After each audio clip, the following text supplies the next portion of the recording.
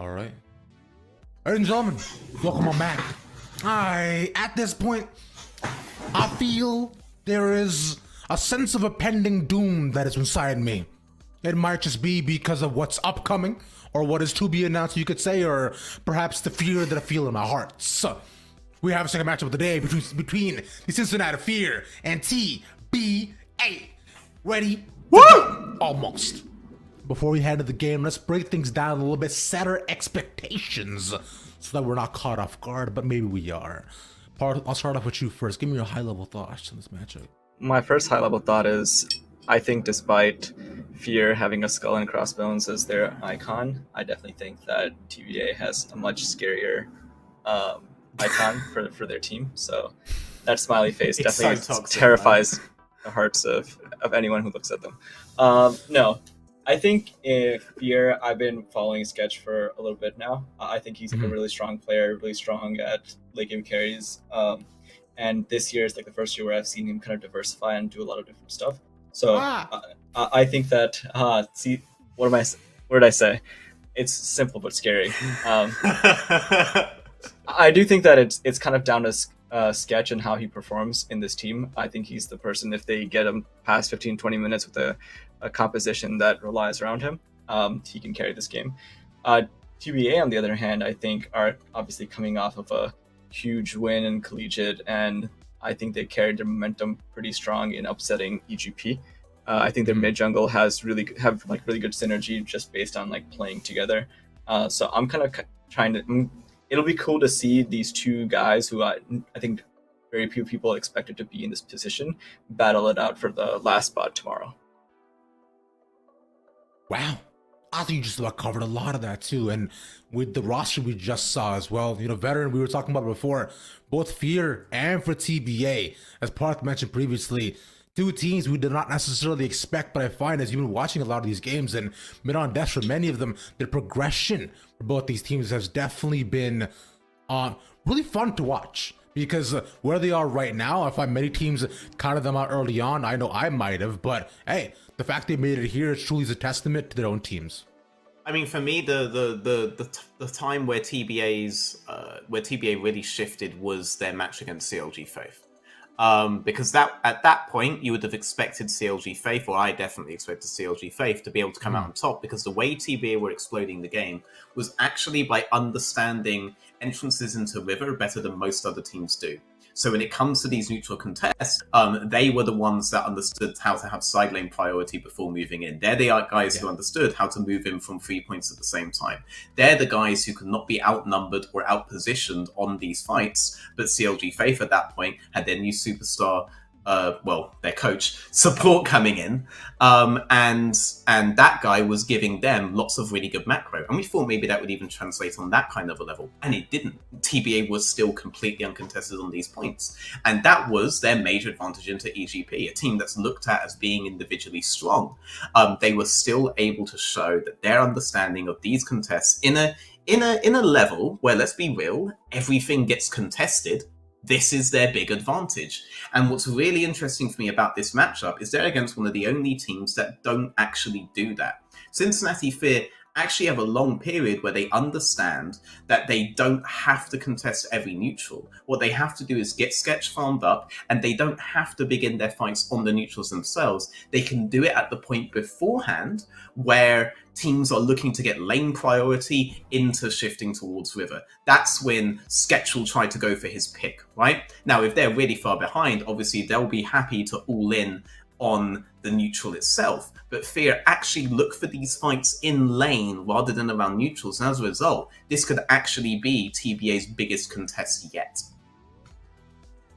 So as of this point, till TBA and Cincinnati Fear, we know with all these strong laners have been so phenomenal. So let's dive a bit more into what we can expect out of these teams.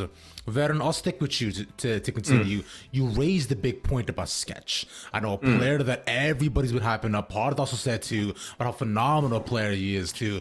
And the team actively knows as well, which is why so much of what Cincinnati Fear do has been, would you categorize it as a Sketch show, or is it perhaps more arcs to it? It definitely pivots around Sketch, right? And the guy plays pretty much exclusively all-in champions. The most impactful Twitch we saw was from him. His Tristana is his mainstay.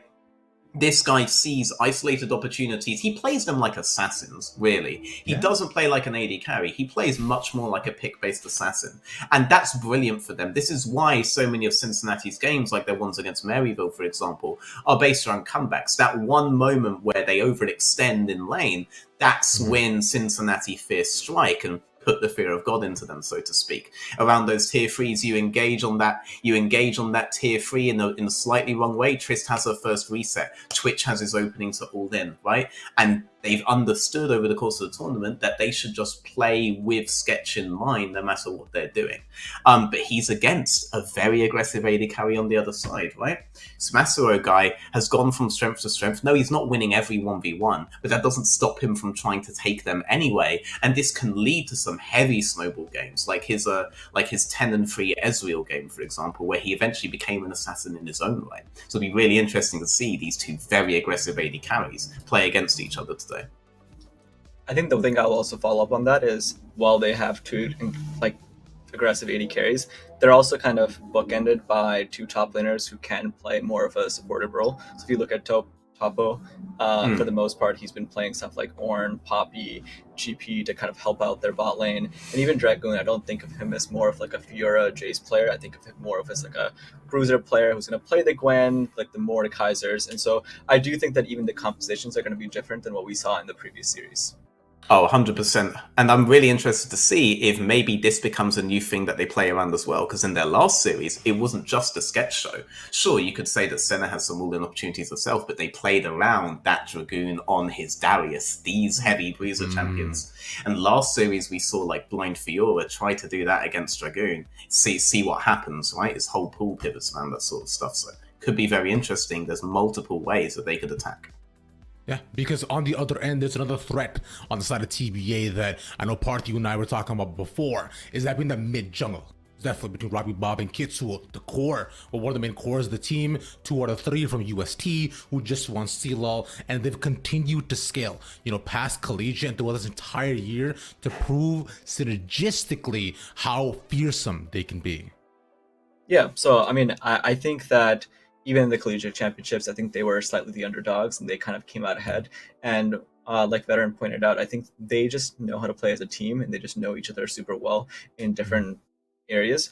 And so they don't have to do anything flashy or crazy. They just play good fundamental League of Legends. And I think both of those players over the last year have drastically improved from what they were before. And that's like a cool story, right? Like it's not someone who was like insane who's just joined the league. It's someone who's been around for a year or two and have slowly grown and become better at their roles. And so it's kind of a cool story for them. And I'm really kind of happy that they're in this position.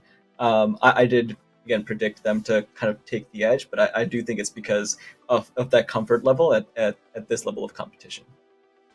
I mean, since you did already kind of raise it, so why don't we move into our predictions for today? Thank you for the fantastic segue.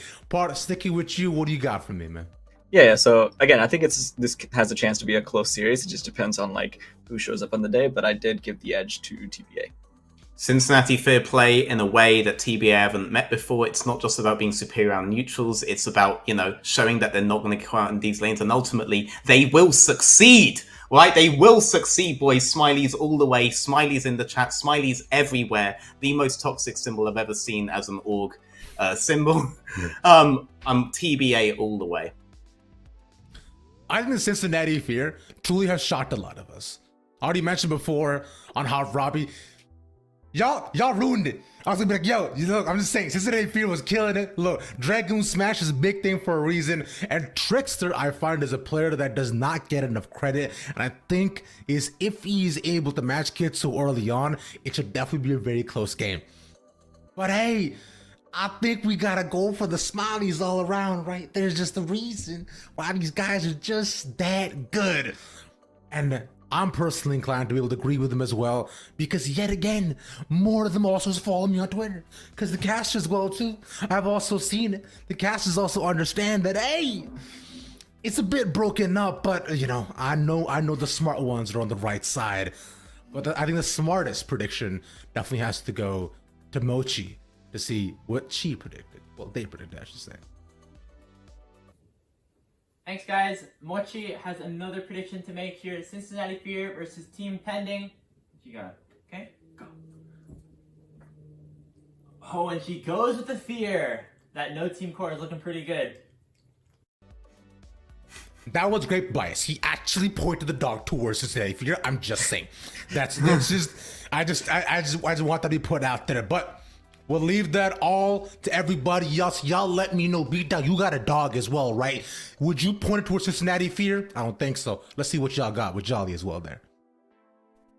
Hey, I've got a dog too. All right, Ravish just doesn't know that much about me personally. He's all met right? my dog. That's why. Yeah. Y'all wish you could meet my dog. And I wish I could meet your dog too. I won't lie. My dog so far has been undefeated. Okay, in predictions. And this might be where, yeah, I know, right? He's got better stats than I do. I'm not kidding.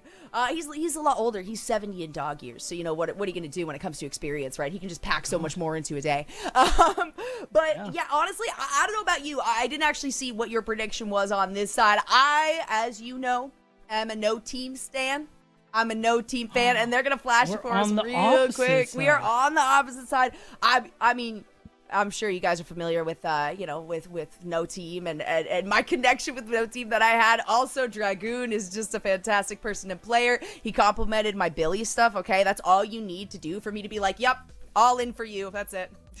So if I compliment your Billy stuff, will you also just vote for me? Well, not now. Random things. Now, I mean, I'm not in this, but in the future, I just want to know. I mean, maybe, I guess, depending on how you do it. You know what? I was going to say, I'll feel like you're just abusing it at that point, but I really don't care. I really You're don't. right. You caught me. I'm literally a bug abuser. That's just how it goes. That's not actually true. I don't do that right. Please don't ban me. That's fine. Anyways, to answer Ravish's question from earlier also, my dog absolutely, I mean, if you'll seen pictures of him, he always looks like he's smiling anyway. He would have voted for TBA. Let's be real.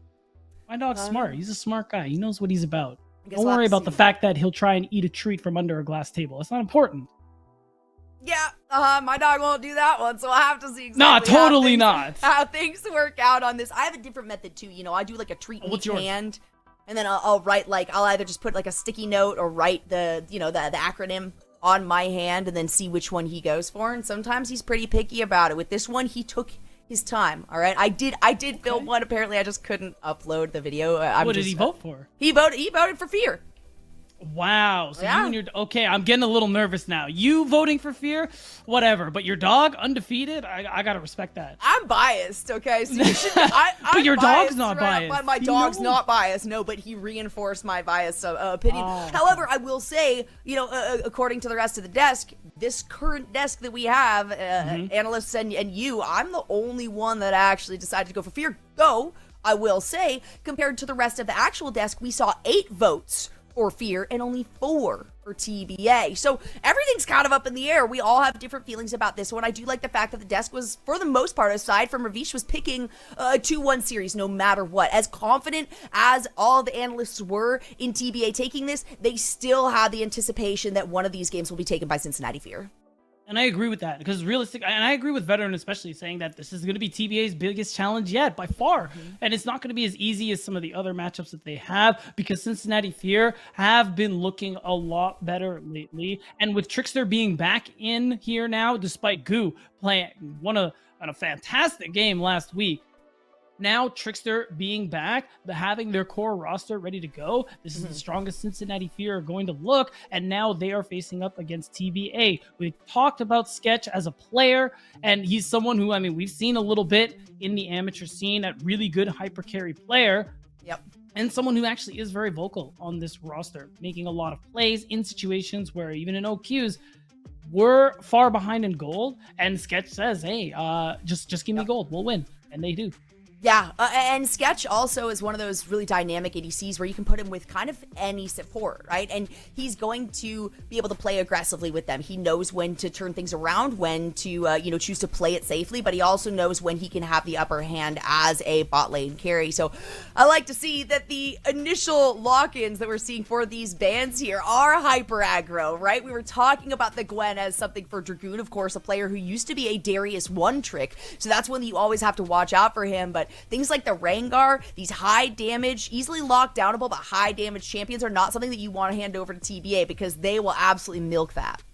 They will. And I think that's why you're seeing the things like the Rengar, the Karthus, a lot of respect bans coming through here. TBA, we know, not afraid to play the Rengar Ivern. They played it in CLOL, they'll play it here. And if you don't know, 3/5 of this roster, Kitsuo, Robbie Bob, and Chookies, of course, were from the team who won CLOL last weekend, University of St. Thomas. So, I mean, they're still riding that momentum. It's done wonders for their confidence and how well they've been playing, and they just want to keep riding that one all the way until the finals. Absolutely. And I will say too, UST kind of really emerging. I don't want to say like from the woodwork, right? But when they first started really investing in the esports pretty much just about a year ago, they popped off. They came out the gates running, and they are probably one of, while they're improved, they started out with a base for themselves, a baseline of just good play style, of aggressive, but also very flexible and compatible play styles. And particularly Kitsuo, Robbie Bob, as we were talking about, plus, getting that Roam, that Chuki's Kitsuo cohesion that we have seen them work with so many times is certainly going to be in their favor. Of course, Fear, though, does have the upper hand and having the first pick on this match, and we're going to have to see who they lock in. That it is the Darius that was banned away from them, so they're going to lock in that Senna here for Plux. Right, so usually, again, it was highlighted on the desk. We see Sketch on the more aggressive hyper carry type champions, Twitch, Tristana, things like that. But now we're seeing him on the Senna, where it's more for a neutral lane. You're just trying to play towards other parts of the map, maybe towards Dragoon on the top side. That's why you're seeing things like Darius Gwen banned away from him. Champs he plays quite a bit. But now you do have that Senna Tom Kench that Fear are obviously going for. Like, it's a really safe lane. It's really hard to punish. You're able to scale up pretty well. And with this Kalista on the other side, like TBA, Masu, that aggressive player we were talking about, he's just looking for that aggressive lane matchup where he can try to get that push. I love these two first picks for TBA in general, because when you see a Kalista, you're like, who's going to be in that team composition to get thrown into a fight? And the last thing you want is Wukong with a Cyclone to get popped right into the middle of your team. And then it's pretty much impossible to escape that evade, right? You got the E-dash, you got the secondary pop from that Cyclone, as well as Kalista, who's just going to be popping off damage. So already really good synergy with the first two picks. The Talia, another incredibly strong one and very versatile right now. Something that Fear is certainly going to utilize, especially based on how much we know TBA likes to roam in the early parts of the game. Yeah, now I'm expecting TBA to go for something like, one thing I've liked pairing with the Kalista is Renata. I think it's really nice with the Wukong because it's good secondary engage follow-up. You get, basically, Renata is just so strong at the moment. Like, with that Kalista, you are certainly going to get pushed on that bottom side of the map. You have a lot of really easy ways to cancel that Abyssal Dive with the handshake, and we're already seeing that lock-in come through. And it's nice, too, because usually, even though bonding the Wukong with the spear and everything like that would be nice, you usually bond the Renata. Yeah. And actually gives you that opportunity, as not always an engage, but that opportunity to kind of pull your support out of trouble. You push a little forward, you get a little aggressive, get your spells off. Oh, I need to get out. Don't worry, buddy. Fate's call. Come right back to me. We're good. We're chilling. And if you want to go back in, fine. But if not, you have the options, which is what are so good.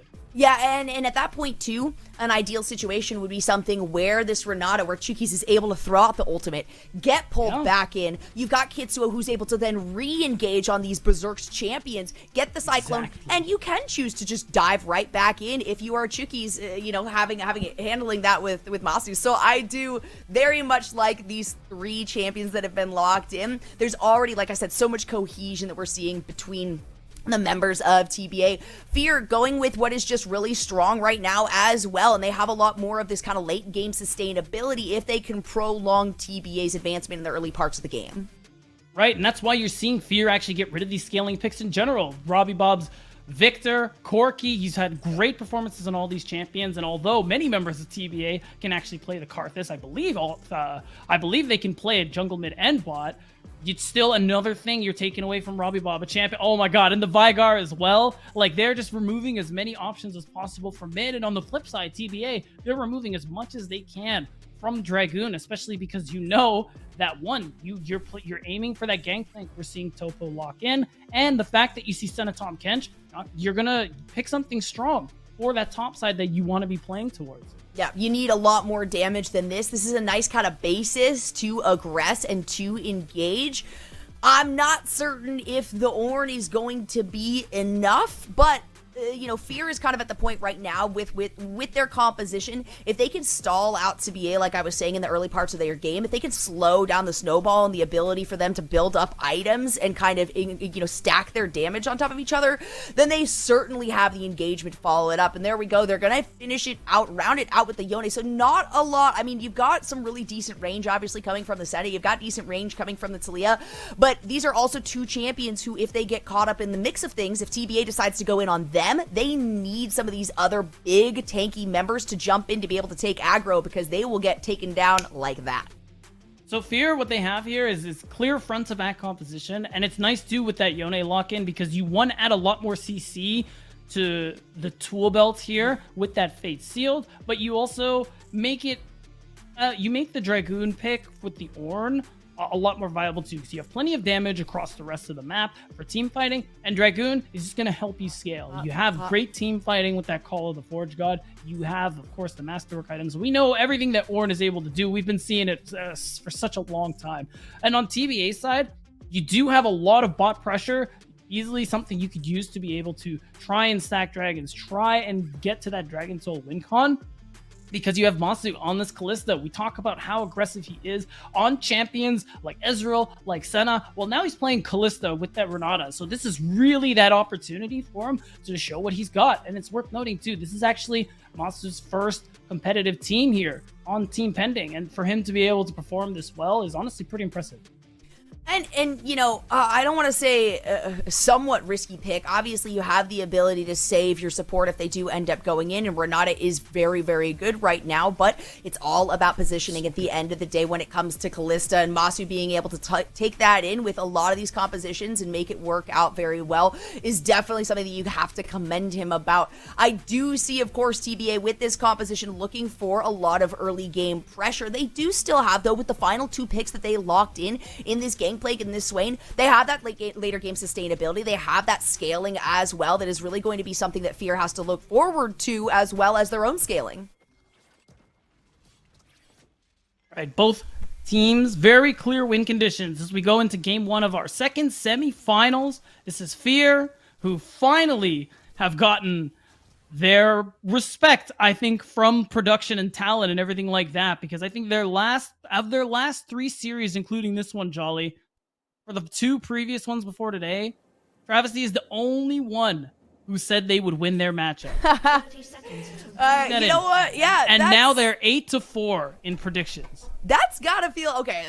First, it's gotta feel rough, but that's gotta feel great to switch things in your favor like that. And I don't think either of these teams really, at the end of the day, when people looked at this, you know, the people going from the open qualifier to the closed qualifier saying, oh yeah, absolutely, Team Pending, Cincinnati Fear, these are two teams that we're gonna see in semifinals. I think it's a little bit of a surprise for everyone, but that is my favorite part about Amateur right there, is these teams constantly being swapped around and adjusted for these qualifiers to try to find what works best, where synergy and consistency and cohesion really comes through, and we've been seeing that growth within both Fear and Team Pending over the last several weeks. Right, and it's worth noting too, 3/5 of actually both these teams played together on previous rosters, some current, some in the past. So yeah, synergy, that team coordination like you're talking about is definitely present for both of these teams, especially Cincinnati Fear, who, I mean, earlier on, they're 3/5 of no team, who won PGC Q2 in spring, looked fantastic when they had Dragoon in the jungle, or rather Griffin, not Dragoon, excuse me. And now it seems like they've really found their stride in this tournament. Yeah, Griffin and Blaze and Dragoon, of course, were still a part of that team. I think it was Scooped and Jashuka back then, a couple months ago. Yeah, that's right. Jashuka's Plux. That's right. Yeah, well, yeah, exactly. So still three of the same, which is great. And we do already have pressure coming out of Team Pending in every single lane, which is the expectation on this one. Now it's going to be up to Trickster to decide how he navigates this pathing. And another fun fact, Robbie Bob's first competitive Swain game in his career. Another fun fact, he can apparently put his foot behind his head, in case you guys wanted to know how flexible Robbie Bob was. That's how flexible he is. I actually didn't know that. He's a tall guy, too, so that's like really hard for me to picture. But, maybe it helps. Maybe the long legs, help him with that. Are you sure? I got long legs. That doesn't sound right. I don't know. I've just said maybe. I don't know. Oh, look at that. Fair, and now we fair got the enough. chat predictions. And we actually have favor of Fear. Yeah, Desk. That's right. That's true. Golly, people are with you. They're on the Fear hype train, so we'll see. They trust my that dog. went. What it is. Yeah, I mean, who wouldn't? And now, we're loading Kitsuo. Oh, yeah. Already going for the invade in the Wukong. This is mid laner moving through. Your bot lane. Oh, this is an easy steal. Easy still. He's going to take a little bit of damage, actually. Oh. He's fine. But, hey, he's got a W. He's got the level 3 there, and it was perfect timing for him to be able to escape out of that one. No problem. A little bit of wasted time as well from Cincinnati Fear's bottom lane. All right, nice little easy snag from Trickster. You know where he is now as well. You're already seeing the vision come through on the Cincinnati Fear's side of the jungle. That just means Kitsuo can go back to farming. Get closer and closer to that level 6, because when that Cyclone comes on, you see a lot of plays being made by the jungler of TBA. And not a ton that can be done really in opposition to that. Robbie Bob taking so much damage here from Blaze. Kitsuo shows his face, but it's just a little bit too late to actually engage on this one. But in the bottom lane, we've got a nice little lockdown right there on Amasu and Chuki's, but Plux has been pushed so far back here. Can Sketch get some of these autos off? No, he's going to have to take the long pathing back down to his tower. And really nice zoning coming through here. And in case you missed the fun fact that popped up on the screen, it showed that Chuki's is actually 2-0 on Renata at the moment. Really strong pick, of course. He seems to be very proficient at it. Oh, Robbie Bob. A lot of damage. That's a flash away. That's a nice flip on top of it. And the first one's gonna go to Trickster. A really nice play, especially off that Raptor steal from Trickster, getting some gold back into his pocket. Not just from jungle camps, but also from... Oh, does that minion see him? No way. Yep, he got him. Just like that. It's even back up. Kitsuo did flash for that one, but I think that equalizes the summoner spells used. Plus, you got the... That's just gold back into Team Pending's pocket. Really nice catch out there. Ends up being the 1-for-1. We take a look at the replay again. And this is Trickster doing some counter jungling of his own. No defensive vision means Robbie, oh, he's done. Hey, still, at least the responding play to come through here. Fear did pick up that extra gold because they got the first blood play on this one, Kitsuo. That's true. Perfect timing on that, though, to be able to secure. And again, the flash was used, so Kitsuo has to be a little bit more careful on these following engagements. Now things have slowed back down a little bit. As expected, Team Pending do still have control over this bottom side of the map, and surely we're going to see them convert that into some dragon pressure here. Chuki's is already on the move, clearing out vision in the river just to set it up. And you got to imagine Kitsuo, especially with Masu, off reset, has the tier 2 boots good to go. They're in a great position to be able to go ahead and fight for that neutral. But Cincinnati, they know that too, so they're looking, but should they? Oh, not in that place. Guess she's going to have to flash away, still taking a lot of damage. The Q comes through from Trickster. A nice little pop to force Kitsuo back into the fight, at least momentarily. Blaze dodging away from Robbie Bob means that nobody's going to go down, but a lot of damage passed over. And Wiza, nothing ends up coming through with that fight. Sketch has to blow the flash. So it's worth noting, Robbie had a late level 6, so it's good the Team Pending ended up backing off and not forcing the fight. Robbie didn't have access to that Demonic Ascension. But despite it all, Team Pending will get that first dragon as planned, as hoped, and how important it is for their composition. So far, everything's going as planned, just about. Just about. They are a little bit behind in gold.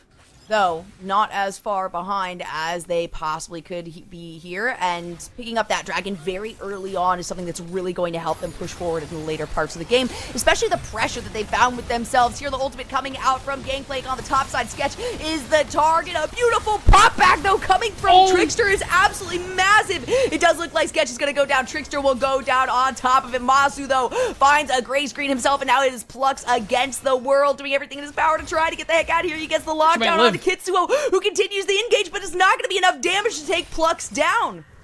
It ends up being a trade, but Masu getting more gold in his pocket is still a big deal. Short spawn timers means he's going to be easily able to come back and collect the rest of this wave. So the skirmishing, this is what we know Team Pending to be so good for, even on UST. It's usually Kitsuo, Chukis making a lot of these plays happen, and Robbie whenever he can as well. And you can see it, trying to shove this wave in. You have access to the cannon barrage, and it's that perfect angle for Kitsuo to also come in and make the play.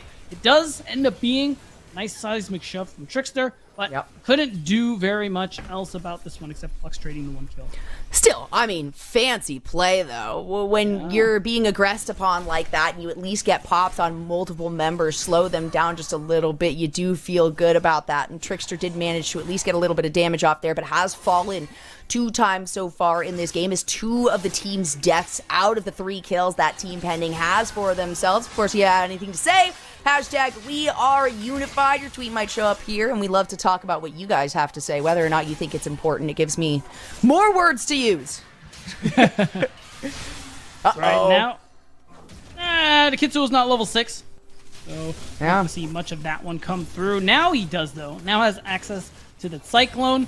Topo could see himself getting some jungle help here. So we have a skirmish going on in this bottom side of the map. So now that wave ended up going through, we could see Chukis on the move, even though it's late, to help set up for the Rift Herald that Kitsuo is already on. It's looking like Mr. spots that and says, sorry, you can't actually leave. A little bit of a scary situation right here for Chukis. He's going to be able to dodge out on Sketch's W, though. Masu, in the meantime, able to provide a little bit of damage. Not going to quite be enough. A beautiful Devour. Plux is going to pick up the kill, but he's A-okay with that one. Absolutely. I mean, you're farming his can, so any extra gold is nice, although Sketch would have been happy to receive that one still. Ends up being a nice play, actually, from Trickster to be able to cut off Chukis. They end up being able to take down Masu in the end, especially because no flash. You end up taking down the Callista. No level 6-2 means you don't have as clean as a disengage as you may want to. Bright side for Team Pending, you do get Rift Herald. It's something we'll likely see Kitsuo use on this bottom side of the map when you're trying to play for the bottom lane. That can be how Team Pending get themselves back in when it comes to the gold deficit they find themselves in. We'll have to see. Still more pings coming out towards the bottom side from both of these teams. Cincinnati Fear wants to retain the pressure that they have had in this mid lane, but particularly on the bottom side of the map. And we can see that with more movement coming out of Trickster again after this red clear. And speaking of clears too, like Kitsuo, you're really starting to see the farm. You're starting to see him really start to fall behind in terms of farm. Hasn't been pathing as efficiently here, but now is level 6. Oh yeah, they're going.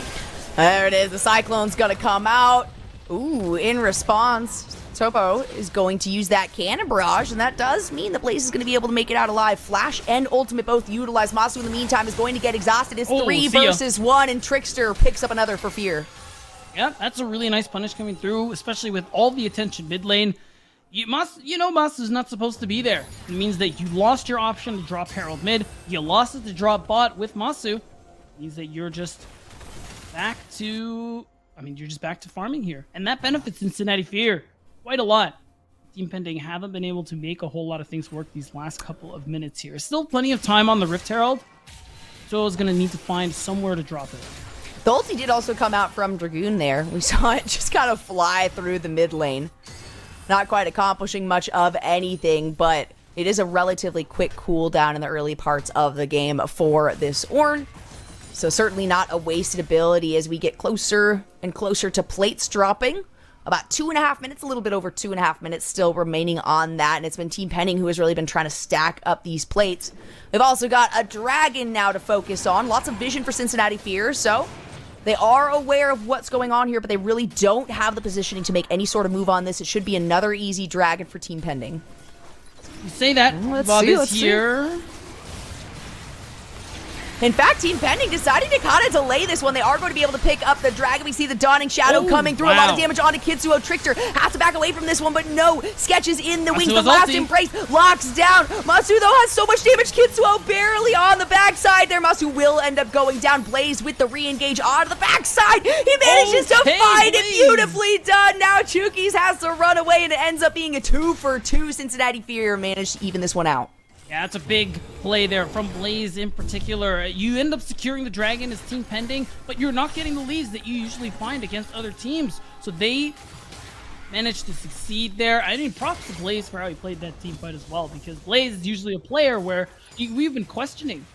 When you take away things like his Ahri and his Syndrome LeBlanc not being so good, what else does he have? And today, it turns out he's got the Yone. Even though this is a pretty good fight for TVA considering to get the dragon, being able to help equalize it a little bit because of Blaze's play is something to be really happy about. Yeah, Kitsuo had to run away on that one, and then you can see tries to maybe kind of wrap around here towards the backside, but as soon as Blaze gets that double kill, you have to disconnect from the fight and acknowledge that, hey, what looked like it was really going in our favor turns out to kind of have been equalized right there. So Cincinnati Fear definitely not out of it in terms of having this lead, but Team Pending still kind of looking to where they can fasten their grip really to find this big advantage, and Blaze might be in a sticky situation. He's actually going to get the follow-up here from Trickster, though. He uses that ultimate, and so much damage is going to come out of both of these members. Blaze and Trickster each picking up a kill for themselves. Cincinnati Fear taking that fight for their own. That's a nice read. Not only is Trickster here to answer the Rift Herald, he joins with the Weaver's Wall. Sketch is also in the area to make sure that it's not that simple. And with the Herald expiring, there were few options that Kitsuo actually had left in terms of drawing it. So that's mid-jungle for TVA, down and out. Yes, got some of the plate gold. They gave away so much in return, Jolly. Including jungle camps. The Trickster is happy to steal. Look at the difference between Trickster and Kitsuo right now. Kitsuo very focused on making plays for his laners this game, not farming as effectively as we've seen in other matches, and it's really starting to show. Trickster's got twice his farm, essentially. Yeah, twice the farm. Has a couple stacks already on that Dark Seal, as we can see, and just the damage that comes from a champion here like Talia in the early parts is really being taken advantage of. The recognition of, hey, if I can get in, as long as I've got a little bit of support with me, we can make moves wherever we need to, and that's what happens when you decide to invest a little bit more time in the jungle there, but at the same time, show your face in lanes when it is required of you. The mobility, the extra mobility that you get on somebody like Talia is why we constantly see her picked and banned so often. Now you can really see it start to show the gold lead that Cincinnati Fear have. They're up to almost 3,000. The only thing going for Team Pending right now is the fact that they had managed to pick up the first two Drakes. So they are stacking on pace to that Dragon Soul that they so desperately need. Problem is now, all these leads you've generated, Cincinnati Fear will surely have the opportunity, as long as they play it right, to be able to get control over that Dragon Pit and halt this dragon stacking of Team Pending. Speaking of halting, Apple's laning might be halted. 2 levels is currently how far back Robbie Bob is. That does not feel good when your lane opposition sitting at 3-0-2. Topo going to use that ultimate. Out comes the Forge God, though. Also comes the Dawning Shadow. Not even everybody necessary, but they did manage to all pick up assists on that play. That's right. Topo has global. Sketch says, I do too. All the help that they can get has been so big for Cincinnati Fear. You can see this lead continue to grow. This turret also being down means that they can try to make a play on the Plux, but this is a Tom Kench who already has the Frozen Heart. 280 champs, I feel like Plux is going to walk away. Yeah, at this point, it's just Kitsuo on the run. Yes, he's going to take a lot of damage. In fact, we're going to get the Devour here. The Cyclone is forced to come out from Kitsuo. Yeah. Big play right there from Plux. That's 2 ultimates down, 1 aside. Oh, in the meantime, look at that. They took advantage of that here by Cincinnati Fear in the top side. They said, yeah, waste your time on Plux. That's totally fine. We're going to take your top tower. And this is such a big deal. Kitsuo, big form of engage for this team, has no Cyclone for the Dragon coming through. With 30 seconds, you lost top tier 1. You're losing mid tier 1. Cincinnati Fear in full control of this game so far, just continuing to further their leads. It seems like Team Pending do not have an answer. They're going to have to find one soon, though, because there's a lot of pressure now coming out of Cincinnati Fear. They managed to very quickly back-to-back take 2 of these towers and get themselves a lot more pressure. And this is a team that's already had pressure in pretty much every single lane. On top of that, they are feeding the heck out of Trickster, and Blaze has yet to even fall so far this game. Should have a big target on his back. And then look at poor Robbie Bob, who has not even been able to finish a single item yet. Oh, it's been brutal for the mid lane, and honestly, the rest of TBA as a whole. The only one who's been having a pretty decent time is Topo in the top lane, being able to very easily farm up. Dragoon is going even. I mean, getting to that 2-item point for Gangplank is nice, but as the rest of the map falls apart, there isn't much you can really hope for here as the GP. Right now, you can commit a lot of resources to get this top tier 1 down. It doesn't change the fact that you've lost so much on the other sides of the map, and your dragon stacking's been stalled. Everything's been going so well for Fear. And looks like they're pushing down towards the bottom side. That's going to be yet another turret that they take down within 2 minutes. That's 3 towers that Cincinnati has been able to push themselves. Team Pending, like you said, they take what they can. Kitsuo has to be very careful here. It's not just Blaze, it's also Trickster on the back end of this. The ultimate's going to come out, and again, just look at the damage. This is not okay. The amount of damage that Trickster has after just 2 items under his belt. Again, 7 stacks now on the Dark Seal. It's another fight in the mid side. The Devour is going to have to be used here to save Sketch from this fight. Cincinnati Fear once again okay with the outcome. And you talk about Trickster being at 2 items, and he is just massively accelerated compared to everyone else in the game. No one else is even close to him now. Maybe Topo getting close to what's probably going to be that Lord Doms, but ultimately this Talia is so incredibly powerful. You get her involved in any play, and it's just going to be so much damage here. Throwing stones, Weaver's Wall, whatever the case may be. And now Team Pending, we already talked about, don't scale as well into those later parts of the game. Find themselves down 5K. And the areas where, you know, you anticipate some of that scaling to come through as well, like Robbie Bob, who has been shut down pretty heavily here. Kitsuo, who's looking to try to get as many items as possible, get a little bit more survivability, has been shut down several times on his engages. There's been recourse for all of Team Pending's actions when they try to make a lot of these really aggressive or proactive plays. Cincinnati Fear, they have the speed that they're okay with allowing Team Pending to engage where they have the upper hand, because they're like, hey, Trickster, where are you at? Can you get here in time? Good, we'll keep fighting. Right, and with that Weaver's Wall, it just makes it that much easier. And for Team Pending now, if you're a Team Pending fan and wondering how they managed to possibly find their way back into this one, it's a pick. You still have a hostile takeover with Chookies, which is a huge team fighting tool.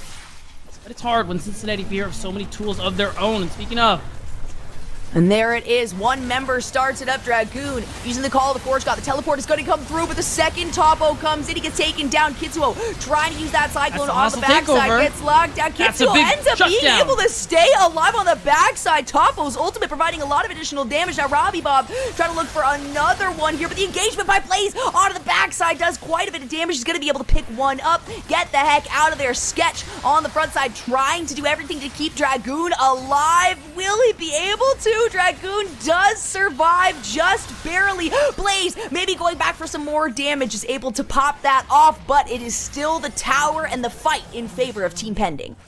That is a huge fight for Team Pending, and there it is. They got the numbers advantage where Blaze is on the bottom side of the map, and they immediately get that 5 versus 4. Dragoon with the Call of the Forge God wasn't quite enough here, and you can see it in this replay. Immediate TP from Topo, because they see that this Yone is on the wave, and they know he has no teleport. So you get the hostile takeover coming through. You get use of that Fate's Call, and it ends up being 2 big kills. One of them a shutdown for Topo on this Gangplank. Even though he gets taken down in the process, you're happy with what you've got in this Team Pending. Absolutely. Blaze barely able to get anything. And you're totally right here, Beatdown. Had Blaze actually been a part of that fight, things would have gone very differently. Blaze is quite stacked right now, and we saw how much damage he's able to do in an area. Now we can see that gold lead diminishing somewhat, going a little bit back down, dipping towards Team Pending. It is still several thousand, of course, almost 4,000 in favor of Cincinnati Fear. But when you're looking at over 20 minutes, that could be one team fight around an objective. Maybe. Although, at Team fight around an objective is not something I think Team Pending should go for right now, even though they probably can't fight for the soul. The fact that they've gotten the first 2 dragons means Cincinnati Fear aren't going to be able to get the soul anytime soon. So the play ends up being just focus on the other side of the map right now. You can see Cincinnati Fear moving down. Surely Team Pending know this as well. Just focus your efforts on the top side. Start pushing out these waves. Maybe you can help secure that tier 2 turret. And I mean, even better, Cincinnati Fear have 2 TPs because they are giving up pressure over the Baron pit. TBA can technically force a Baron and see if they can bait out teleports as well. And that's what they were trying to do. You saw the question mark pings coming out of Cincinnati Fear saying, okay, where is TP? In the meantime, they're going to take advantage of this positioning by snagging that dragon themselves. That puts both teams at potentially soul point for the next dragon spawn, which makes that contention even higher here. But it is still about that 4,000 in favor of Cincinnati. They know that they cannot risk losing a big fight here. They're going to try to poke over the wall, and they provide a lot of damage. Once again, Trickster and Blaze are the members that you have to look out for if you're TP. Right, and the big thing too, what's so dangerous for Team Pending is now, because both solo laners have their TPs up, you're going to be very careful about your target selection if you do end up going for a fight. Flux, you're not going to take him down anytime soon, and at least in those 4 seconds. Let's be real. Unless you get an opening onto Sketch, onto Trickster, it's not worth pulling the trigger, and they know that. That's why they're playing this one really slow. They have to wait for these opportunities to present themselves. Both of these teams trying to get vision control over this Baron pit to try to maybe just entice something out of the enemy team walking into a loaded bush. And we can see Team Pending recognizes that. They say, hey, I'd love to get vision down, but we physically cannot right now. We don't know where all of Fear is, aside from Blaze right now, who is going for Topo. That's a lot of damage. She's going to actually flash back over the wall into Topo. She should be able to pick up this kill, no problem. It was an interesting play, and now Blaze has to get out of dodge if he wants to stay alive.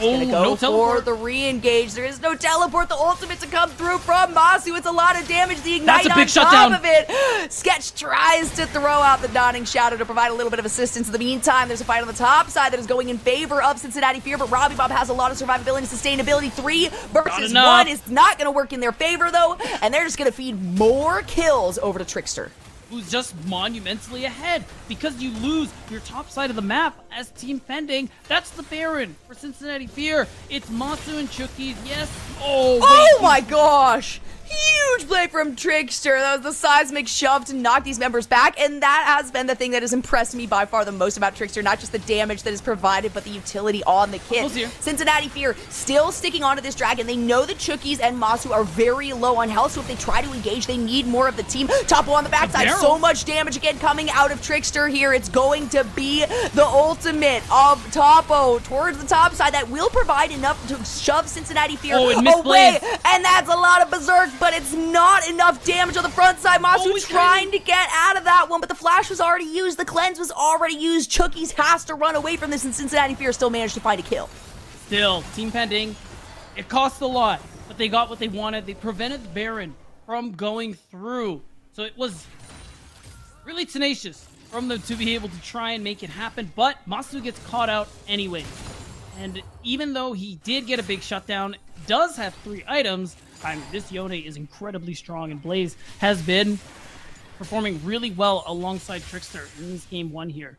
The Team Pending still very much in the dirt at the moment here. Need to be able to make something happen, and you're in a point where, yeah, they had to sack the last dragon, actually the last 2 dragons. That's going to continue to be the case, because this next one, you also can't fight that. Yeah, they really can't. And this is Soul Point, too. So this is really an opportunity for Cincinnati Fear to say, hey, we've got the ball moving in our direction. We've increased that gold lead once again to about 5,000. Not the highest that they've had overall in the game, but the fact that they've been able to maintain that while Team Pending is kind of dipping it up and down in their favor means that they're quite resolute on working this composition. At the end of the day, it's providing enough time for Trickster to get into it. And Plux, Blaze, and Dragoon are more than capable of doing that. Trickster's got the death cap. And we're at that point, too, where Orin is getting those upgrades for members of his team. And that means Trickster has that Luden's upgrade and has the death cap. Like, this is unreal. If you get hit by a seismic shove, literally anyone on Team Pending, they just instantly die. So that's the problem with 2, because you're playing in darkness. Hitsuo is looking for something. The teleport comes through, though. And in comes this Talia using that Weaver's Wall. So much damage coming from her. We're going to see another Dawning Shadow. The Cyclone comes out. It will be enough to get the pop-up, but it's not enough to pick up a kill. That means it's a double over to Trickster. You know what? Let's make that a triple, and they do also want to go for Topo. Has to flash away from this one. Blaze should have the speed to pick up the kill, though, and it is 4 members of Team Penny that go down to 0 from Cincinnati Fear. Huge. Now it's certainly a Baron, uncontested, and no way Team Pending can do anything about it. They saw the TP, they wanted to run, but the gap closing tools of Cincinnati Fear are too good. The gold lead is too high, and it feels like there's just too much Team Pending need to do to come back in this game. And we're going to see it in the replay. You see Kitsuo go over the wall, Arcane Trickster, and everything. But as soon as the TP comes through, they want to walk away. Robbie Bob wants to escape, but they're not letting them go off that easy. And you just see how much damage Trickster can do. It is unreal. No amount of hostile takeover is going to do anything for the rest of Team Pending. And Trickster wasn't punished for that at all. Trickster didn't even take damage there until the end when he happened to take a tower shot or two, and then is able to stay and pick up the tower as well in that mid lane. So additional advantage just across the map on top of being able to pick up that huge buff without losing a single member of Cincinnati Fear. Man, you gotta feel good if you're a fan of this team. You do. You absolutely do. It's been a wonderful performance from Cincinnati Fear so far. Game 1, and they are pretty much in control and able to end things out if they just play it correctly. Like, they have Baron buff, see them splitting just between mid and bot, and they're just trying to keep Team Pending in their base by keeping this mid wave pushed in, and also trying to threaten that bottom tier 2, get that extra gold that is offered to them, and they'll be able to shift to the top side. There it is. It's a nice little split. Dragoon and Blaze on the front side again. Able to soak up a lot of damage and take up. Topo is going to be on the right side of that Weaver's Wall, though. Dragoon separated from the rest of the team. Blaze maybe looking for an initiation point. In the meantime, those 3 members of Fear on the bottom side are able to pick up yet another tower for themselves. Still having that Baron buff. Look at the damage that Topo is forced to take just from Trickster on the backside, and how quickly these towers are absolutely melted. Blaze splitting this push. It's 2 inhibitors now exposed. Blaze on the front side looking to deal as much damage as possible to Kitsuo, who's going to be forced out of this fight. That's an unfortunate stance, but he goes back in, gets rooted in response by Sketch, who ends up using that heal to keep members alive. It's a nice berserk on the back line, but it's too little too late because Blaze was able to get his ultimate off and stay out of range. He's going to flash forward, continue the damage, and it's a huge shutdown, at least taking Trickster out of the fight, but Cincinnati Fear coming out ahead, able to end the game here and now. Baron buff in tow and an ace for Cincinnati Fear. They're going to handedly beat TBA in Game 1, proving why everyone said they would win the series. What a convincing showing from this team. Everyone said that they would win the series. I'm sorry. I did not say everyone. You're making things up now. You just said somebody clip it. Somebody clip that. Somebody clip There's that. No way I said everyone. You definitely said everyone. All right, either that or I'm just hearing things based on my bias. What you want to hear. Hey, you know what? It's very possible. Okay, as a caster, I'm not paid to listen to you beat down. I'm paid to talk for myself. Okay, fair enough. You know what? That was a great game. It started out, actually, it kind of felt like it was slow, but really at the end of the day, it wasn't. We had 6 kills within the first less than 10 minutes, I think. We had instant jumps onto the Dragons, onto the Rift Heralds, onto the Baron plays as quickly as possible, and this just goes to show us how even-keeled this matchup is between these two teams. But of course, again, it is a best of 3. That means there's plenty more time for these teams to converse within themselves, see what they need to improve upon, and maybe listen to the analyst desk about what tips they can take forward into game number 2. So I'll pass it off to those guys for some good info. And it seems as though that a fear has fallen over the crowd. And as the crowds chant Cincinnati, I believe that suddenly they might just rise up, but we'll have to see after maybe game 2 or 3. But for now, let's break down game number 1 on what we have in front of us, veteran, because this was a fun one. I mean, I could see a world where a Kalista into a center opener could do something. If you were to draft heavy engage with the Kalista, then you could pin down Senna and all in her before she's able to extend the trade for much longer. Ultimately, it's not what they did. They ended up with like last pick Renata. They ended up with a very low range composition overall. The enemy was able to get a lot of champions that extend fights. And so Senna becomes brilliant here. Also, double globals on the side of Fear meant that they could set up picks basically whenever they wanted. We did see them play heavily through lanes, like we were... I'm not sure if we'd say worried, like we thought that they should do if they want to get advantages from TBA, and TBA lacking these priorities weren't able to get the angles into these neutral fights that they're used to getting and used to having an advantage with. And then ultimately Fear's composition just completely took over, right? Mm-hmm. I think the Fierce composition was really, really intelligent because after they took the early Senna and saw what they were kind of doing with the Callista, they, I think the mid jungle damage spread was pretty smart. I think Talia had a lot of setup from her champions. I think it was really cool, like comp to see. Like you said, they could roam, use their globals to catch people off on the sides, and even in their 5 team fights, they had a lot of tools to start fights, disengage, and also keep long and extended fights going. So I think it was a really smart draft from them, and it was really, really well executed. Even when you saw some of these fights, the engages were so clean. Like if you look at this dive right here, GP's under tower, he's obviously ulting, but it's like a very simple knock-up combo into Senna ult into Talia. It was just a really, really fun game to watch. I mean, it's quite overkill here as well, but on the minimap at this particular point, like they can commit that many people. It was about sending a message. Oh no, I'm not even saying the overkill is bad. Like if you're going to overkill when you're on tempo here, because just off of that, they got first resets on next, and it was impossible for the enemy to contest Drake afterwards. Like these fight, they were confident when they knew that they could get these picks and break open the game. They threw everything they had at it, everything in the kitchen sink, and that's good. Have Sketch somewhere else, and maybe he gets caught in a response play or something, right? Have him there, you guarantee the kill on the GP, you guarantee the map tempo, you start to guarantee the game. I also shout out Trickster. I think he played this game impressively well. I think there's a lot of, maybe it was the changes to Talia, but I think that he kept up his jungle rotations, he kept up his farm while making plays at the same time, and he completely neutralized what Kitsuo was trying to do on his Wukong. We know Kitsuo to be a very aggressive gank-heavy jungler as well, who will more often than not, sacrifice maybe some of his early farming to make sure that his laners get ahead, and so he himself can also accumulate a fair bit of a lead, as Wukong has been especially known for that too, especially in the first 10 minutes, he's been all across the entire map. But as you saw, through certain points throughout the entire game, especially I believe around 18-19 minutes or so too, he was about like almost 100 CS down, right? Was able to make much of an impact to the game, and based on the point you just mentioned, Park, is because of both of Trickster too, but also Blase. Dude, this Yone was absolutely nuts, coming in each and every which angle too, also allowing for the center to continue to extend these fights, and being in these extensions for so long just mean that TBA getting chunked down, run over, and pushed out the entire game at every corner. Veteran, you mentioned something interesting. You said how TBA looked their best when they're hoping for teams to contest, right? Specifically around many objectives. And right now, when they're playing around these lanes, it seems as though they've perhaps that's been the bane of their existence.